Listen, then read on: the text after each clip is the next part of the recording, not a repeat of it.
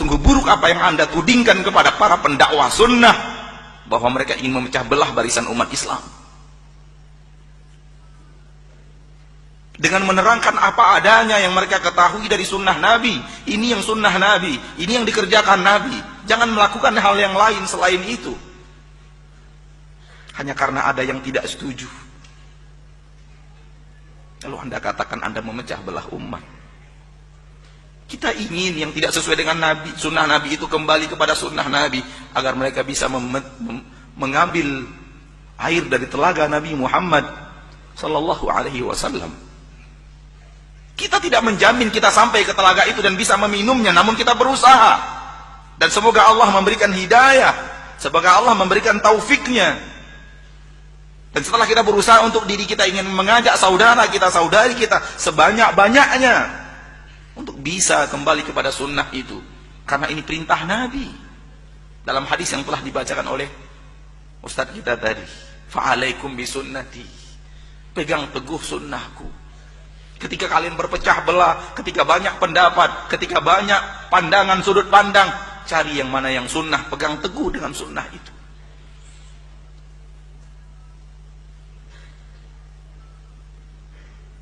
Di sini, ketika seseorang tahu apa yang sedang dilakukan oleh dai-dai yang mengajak kepada sunnah Nabi, sebenar-benar pengetahuan, maka yang akan mereka katakan adalah, ini adalah bukti kasih sayang dai itu kepada manusia. Bukan benci mereka kepada manusia. Sebagian orang mengatakan, kalian selalu menyalah-nyalahkan orang. Bukan menyalahkan, mengajak kepada yang benar. Tudingan akan selalu datang berbeda dengan kenyataan, namanya juga tudingan. Kita tidak ingin menyalah-nyalahkan orang. Tapi yang salah dikatakan benar itu salah.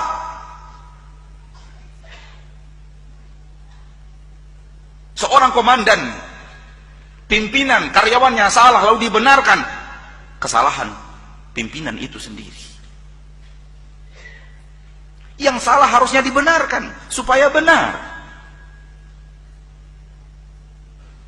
Maka mengajak kepada sunnah, mengajak kepada kebenaran, karena sunnah itu dari Nabi Muhammad sallallahu alaihi wasallam. Yang tidak dari Nabi Muhammad tidak sunnah. Kemudian orang itu masuk setelah azan subuh, sholat 2 rakaat, tambah 2 rakaat, tambah 2 rakaat, tambah 2 rakaat. Semangat, tapi tidak sesuai dengan sunnah. Dihampiri oleh Sa'id ibn Musayyib, seorang ulama, dan berkata, saudaraku, Rasul hanya memerintahkan kita untuk sholat 2 rakaat sebelum subuh. Orang ini mengatakan, ayu'adzibuni Allahu bisalah? Aku kan hanya sholat, apakah Allah akan tega mengadabku karena aku sholat? Masa sih aku akan diadab oleh Allah? Aku kan sholat. Ini bahasa kita sekarang kalau diterjemahkan secara bebas. Apa sih yang mereka lakukan? Cuma baca Quran kok disalah-salahkan? Mereka kan sholat kok disalah-salahkan? Yang salah itu peminum khamar, yang salah itu orang yang tidak sholat, yang salah itu para pezina, orang yang sholat nggak pernah salah. Seperti itulah kira-kira yang dikatakan orang ini. Ayu'adzibuni Allahu bisalah. Apakah Allah akan mengadab saya karena saya sholat? Namun dia lupa, dia bicara dengan seorang ahli ilmu. Dia bicara dengan seorang ulama. Dia berbicara kepada seorang yang mengerti urgensi berpegang teguh dengan sunnah.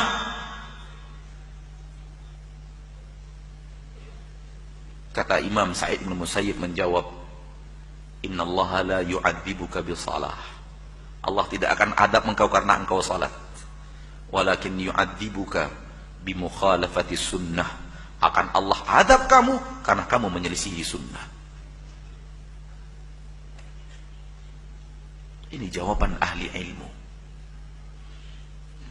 Betapa banyaknya orang yang mengatakan dia sholat, seluruh yang sholat semuanya benar, berwuduk sembarang wuduk saja, sehingga bahagian belakang mata kakinya tidak terkena sentuhan air. Kita katakan, ya akhi, ittaqillah, ada hadis Nabi, melarang kita tidak perhatian kepada air di bagian tumit kita. Nabi mengatakan wailul lil aqabi minan nar, dari Abu Hurairah radhiyallahu taala anhu wa arda, riwayat Imam Bukhari dan Muslim. Allah, kan dia sudah berwudu. Nabi mengatakan wailul lil aqabi minan nar, neraka untuk orang-orang yang tumitnya tidak terkena sentuhan air wudu. Jangan disalah-salahkan, dia sudah berwudu kok. Maka ya akhi, permasalahannya adalah bukan salah menyalahkan, tapi mengajak kepada mana yang sunnah Nabi Muhammad SAW dan mana yang tidak. Maka orang yang masuk agama Islam, dia butuh satu lagi hidayah. Hidayah untuk sampai ke sunnah. Yang tidak sampai ke sunnah, berbahaya di akhirat. Allah berfirman di dalam Al-Quran, hal ataka hadithul ghashiyah, wujuhi yawma idin khashi'ah, amilatun nasibah, tasla naran hamiyah, tusqa min ainin aniyah. Sudah datangkah kepadamu berita tentang hari kiamat? Pada hari itu wajah-wajah pada tertunduk, menyesal luar biasa.